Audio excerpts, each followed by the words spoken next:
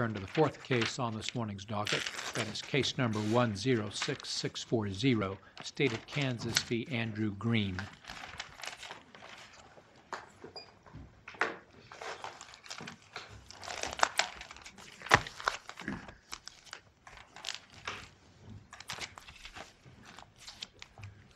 Peace Court, Counsel. I'm Corey Call, representing Mr. Green. Here today, I request 3 minutes for rebuttal, please. 3 minutes is granted. Thank you. Mr. Green was convicted of 1 count of rape of an individual who was incapable of consenting due to mental disease or defect, and that he was aware of that incapacity. We raised 2 issues in the brief, a sentencing issue and an evidentiary issue involving the admission of a notice of alibi.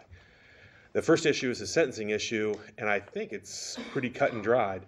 Mr. Green was convicted of rape. He was subject to the aggravated habitual sexual offender statute because he had 2 prior sexual conviction events, and which would be life in prison without parole. He was also subject to the persistent sex offender statute because he had a prior conviction for rape and was convicted of rape in this case.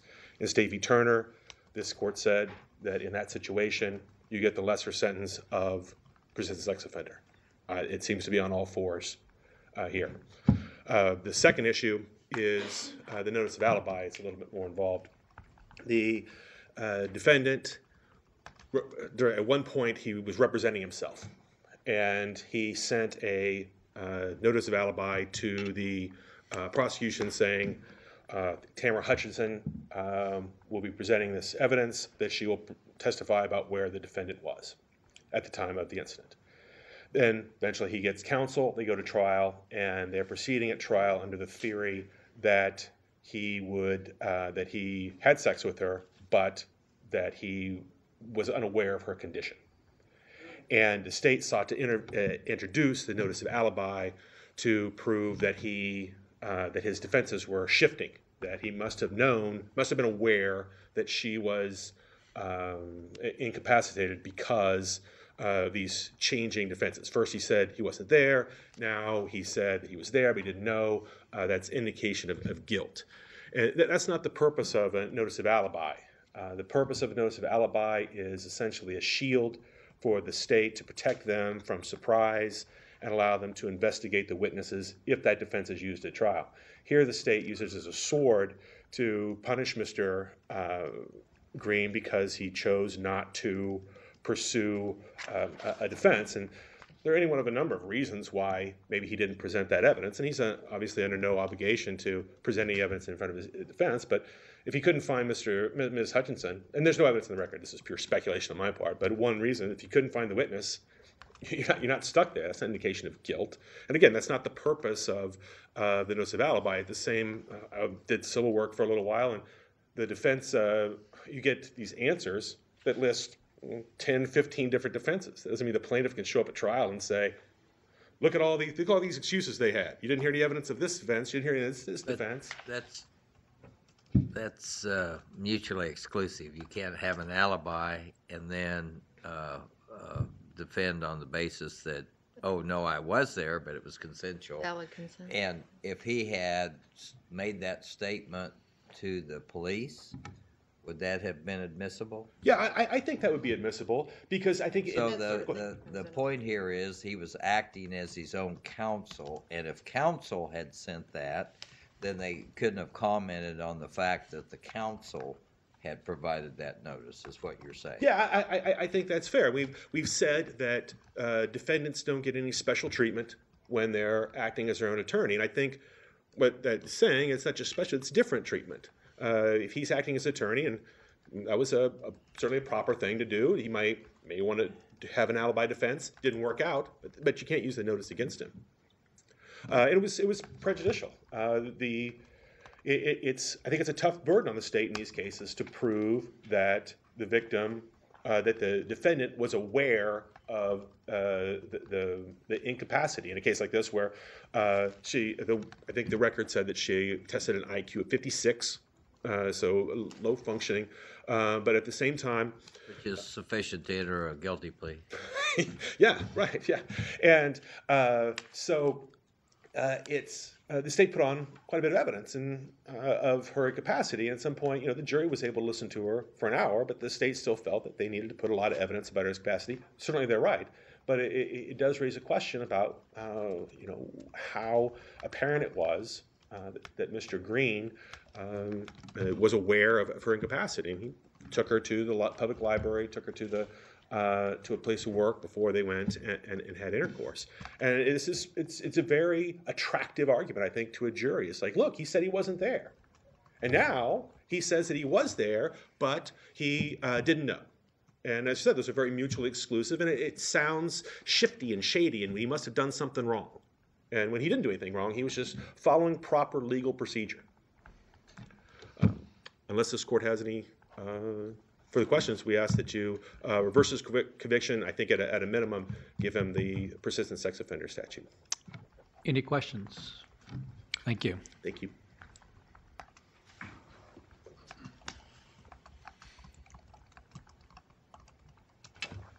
Good afternoon. In discussing the first issue in State versus Turner, I'd just like to wish the court and counsel a happy Kansas Day and tell a short story about a misunderstanding involving Kansas Day and the sentencing judge's discretion. I worked with a lady named Georgia for about 15 years. She was born on January 29th. She told her children she was born on January 29th, Kansas Day. And one of her kids one day went to school and proudly proclaimed when they were having a class discussion about it, her son told the class, "My mom was born on the day Kansas became a state." So just like her son had a misunderstanding about when her mom was born,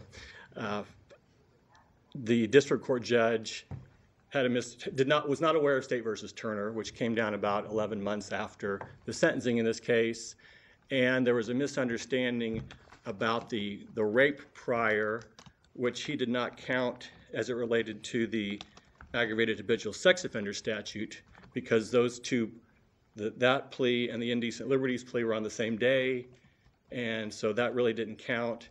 And that was, I think, how Judge Bennett got to the aggravated habitual sex offender statute. The misunderstanding further is that the persistent sex offender statute does not merge these two conviction events. If it happened on the same day, there's no requirement those would count separately under the persistent sex offender statute. And well, so I guess I'm confused about that argument. First of all, I don't think this judge was aware of Turner, obviously, and there was no consideration of the persistent sex offender statute. But either way, even if he had been aware, he meets both statutes. I mean, he had at least one, so he obviously had at least two. I'm not getting your argument about the rape not being considered for the aggravated offender. I'm basically conceding, Justice Moritz, that Okay. Turner applies. Okay. that I didn't see that persistent- in your brief. I thought you said Well, Turner was distinguishable, but I wasn't getting how it was distinguishable. Right. There was some language early on in Turner about how that's the more specific statute, but in the context of a rape prior with a rape conviction, the facts in Turner are the same as the facts here. So I'm not going to take up your lunchtime arguing you to overrule Turner. So I think Turner's controlling, and it should have to be remanded for resentencing on that issue. With regard to the second issue, I would like in the statement that I was with somebody else as a statement by the defendant, which is admissible under KSA 6460G, and our standard of review is abuse of discretion in admitting hearsay evidence under 6460G. And I cited about 3 cases, State versus Williams, where the defendant said we busted caps on some fools. How is this hearsay? How is this offered to prove the truth of the matter? Asserted.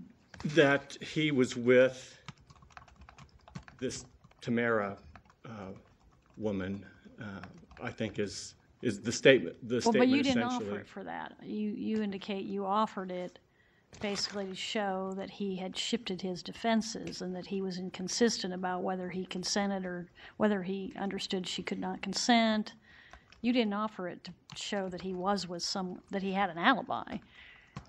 Does that make sense? Yes, that his defense did change, that initially I wasn't with that woman, and then nothing happened, and So you then, didn't- well, it was consensual. So Yes. you didn't offer it to prove the truth of the matter asserted. What was in the actual statement, which was the notice.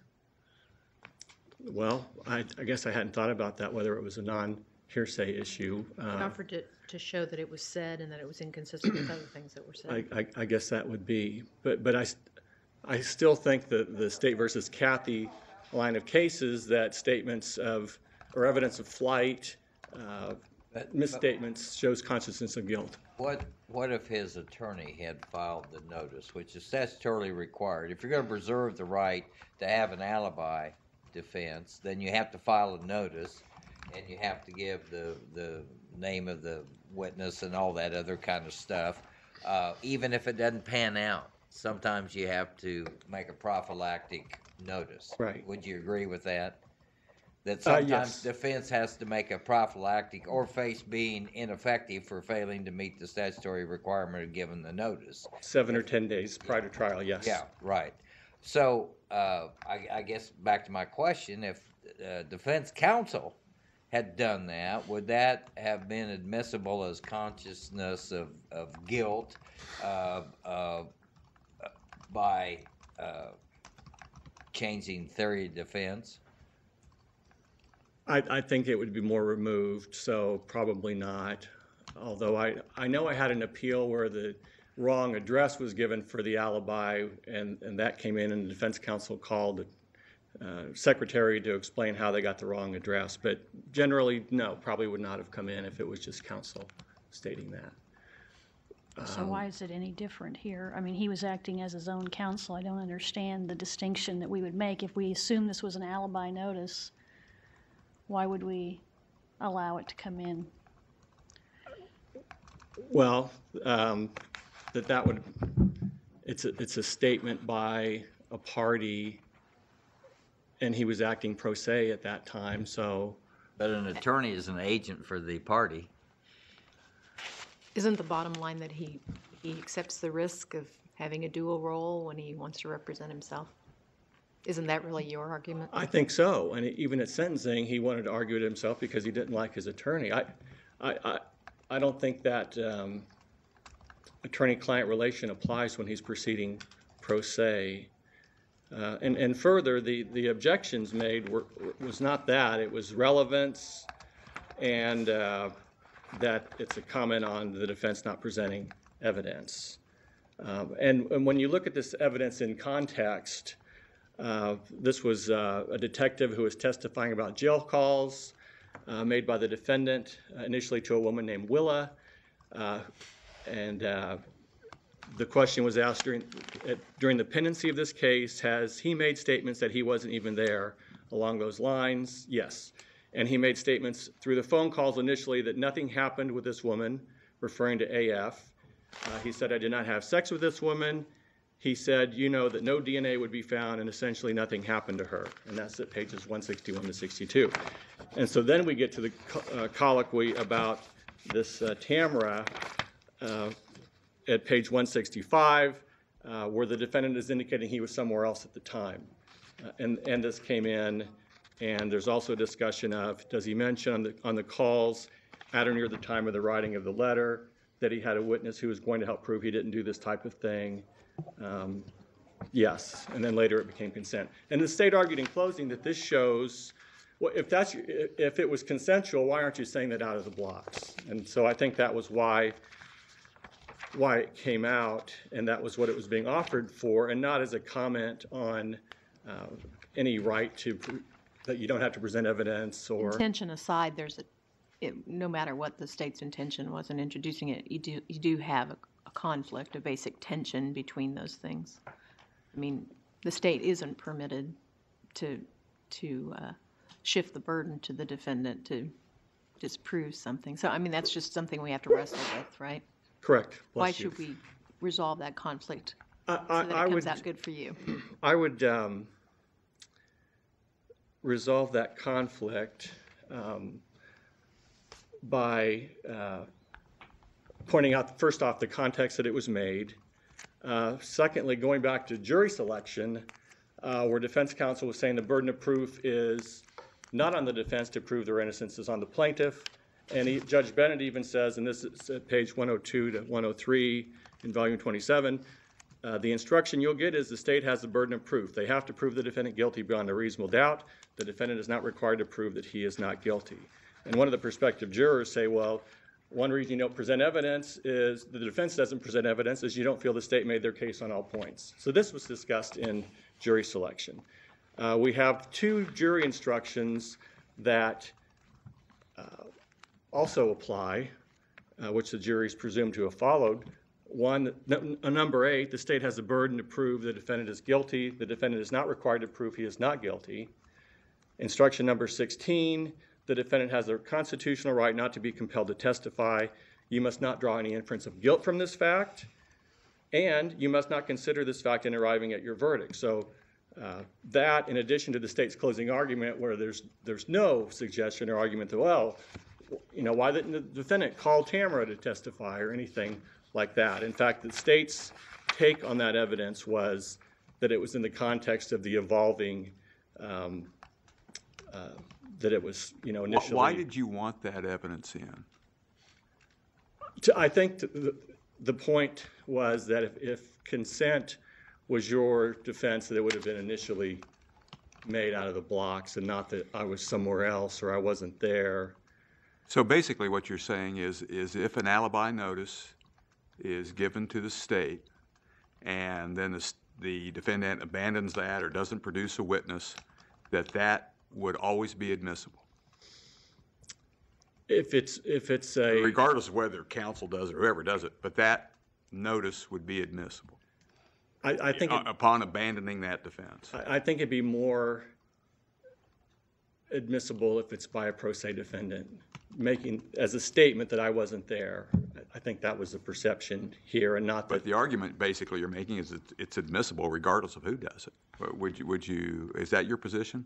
I mean, if you were here and Mr. Green had counsel and provided that notice, and no witness was offered that he was somewhere else, would that still be a part of your case in chief? I don't think it would be. No. So the distinction here is the fact that it's pro se, that's the defendant making the declaration as opposed to defense strategy or some sort of other procedural kind of mechanism providing notice. Yes, and again, that's the context that. I wanted to clarify that because I was wondering if you were saying it's always admissible regardless of whether. Right. No, the state even said prior to that, on the fact that they didn't bring her, I know better than that to try and get into that. So aware of that, but and they probably could have ended with the question at page 165. They said yes. Yes, Did he ever Detective say it? Thompson. Yes. The defendant's indicating in this letter he was somewhere else at the time. Is that fair to say? Yes. And we wouldn't have Before this. that, you actually had a question. It's just, did he ever say that he wasn't there? Yes. Could have just stopped right there. Right. So We permit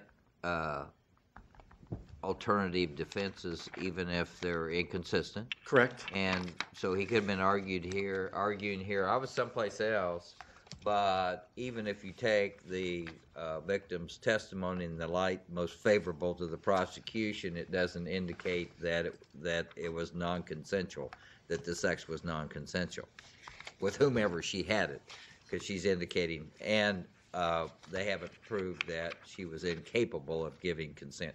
He could have had that defense, and that would have been permissible. And given that, then how does it make it relevant that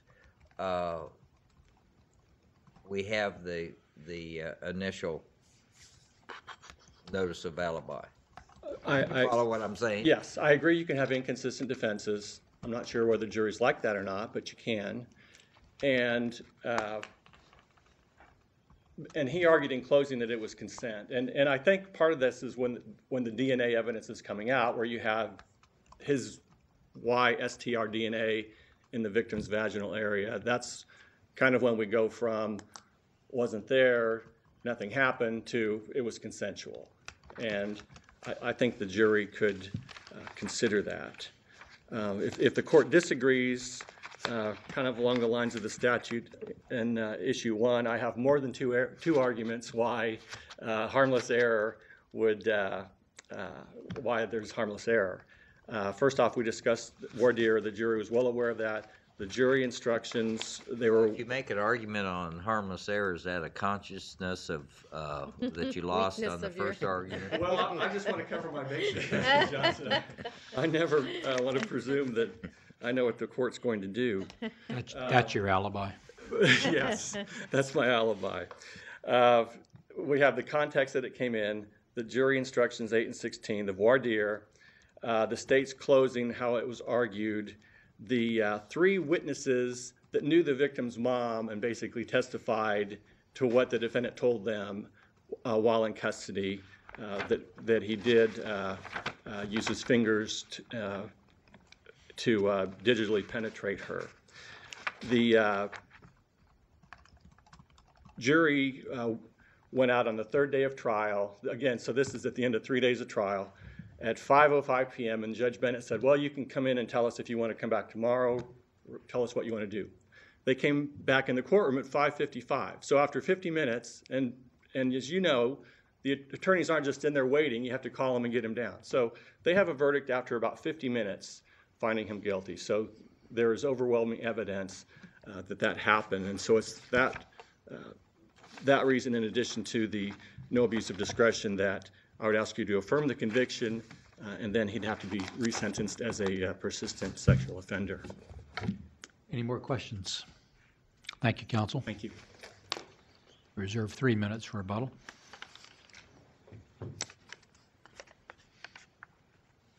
Just to address the harmless error raised by the state, I'm not sure that the jury instruction certainly said that the defendant doesn't have to prove anything. I'm not sure that the jury would understand that that was what was going on, that by saying that he's changing his stories, that's commenting on that it's lowering the state's burden. I think it's just an unattractive argument to the jury.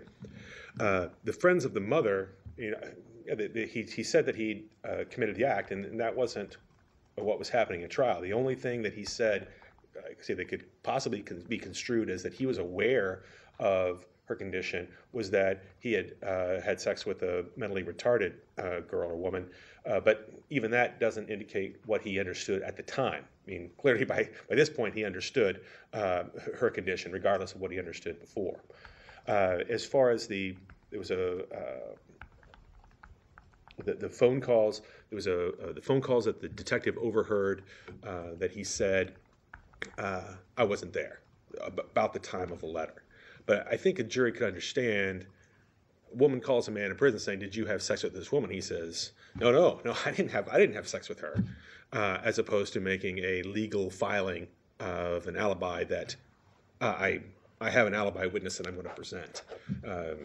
And so I think in none of those situations are rise to the level of overcoming the prejudice of the evidence that he's changing his stories. Can you circle back to the witnesses testifying what the mother said and flesh that out for me a little more? I'm not Sure. I'm tracking. If I understand it, it was 2 friends of the, or I guess one friend of the mother and another. There were 2 cellmates of the defendants, and while he was in prison, he talked about the case, and he said, "This is what I had sex with this girl who is mentally retarded," and the one of the Mr. Haley, I think his name Haley or Holly, was a friend of the mother of AF, and so he knew her and she had helped him, and so he wanted to help out the prosecution. So he came and said, "That's our story." And the other one, I think, also was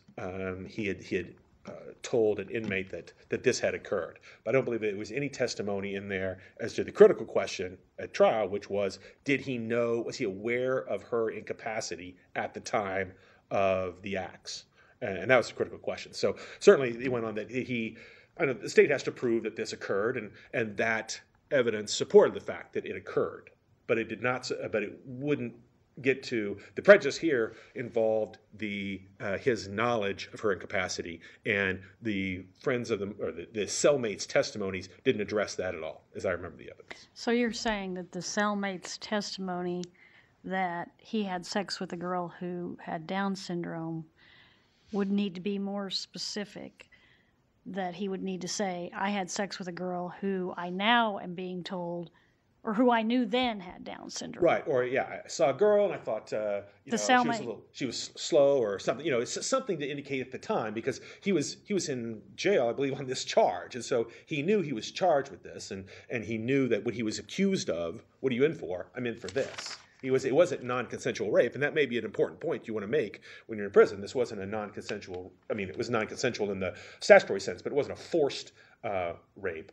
And so so his comments didn't address his state of mind at the time of the act, which was the critical question. I mean, there's a difference between saying I'm accused of having sex with a girl who has Down syndrome, and I'm accused of, or I had sex with a girl with Down. Yeah, which did he? I believe. What was the I'm not testimony? sure, but I think it was more the latter, that I Yeah. did this, Yeah. and discussed it. So why But- can't that be accepted at face value from the cellmate, I guess? Sure, and I think it's accepted that he had sex with a girl who has Down syndrome, but that doesn't get to the question of did he at the time know that because Down syndrome, again, that's not I think he said mentally retarded, but that's not the threshold, right? Mentally retarded people can have legal sex. It's the question of, are they at a point where they're incapable of consenting? And certainly he didn't say, I had sex with a girl and she was so mentally retarded that she couldn't have sex, even if that's what he was accused of. Did I answer your question? I think so. Okay. Any more questions? Thank you, counsel. Thank you. Thank you both for your arguments this afternoon. I'll take this matter under advisement.